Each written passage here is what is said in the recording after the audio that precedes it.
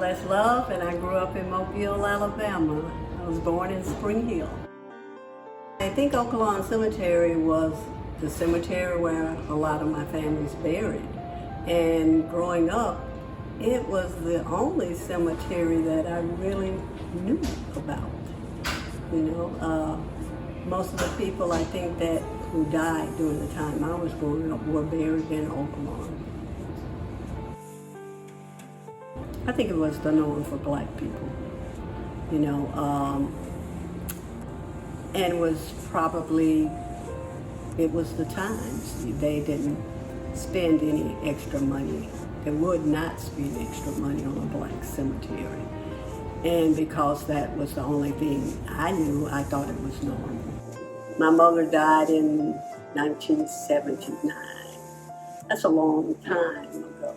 And nothing looks the way it did back then.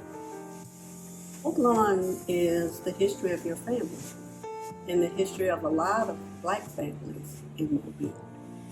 And even if you don't live in Mobile, when you come back, you know that you have family members there. You want to visit them, but you can't find them.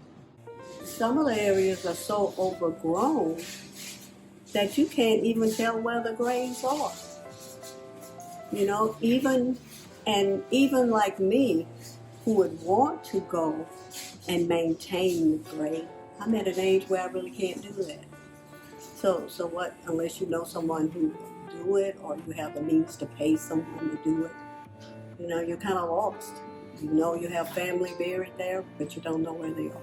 I think you need to preserve history. You need to preserve black history. You have cemeteries that are now, a lot of black cemeteries that are now parking lots or buildings over them. You just essentially erase that family from history. So why not preserve what we can, you know, and keep what we can?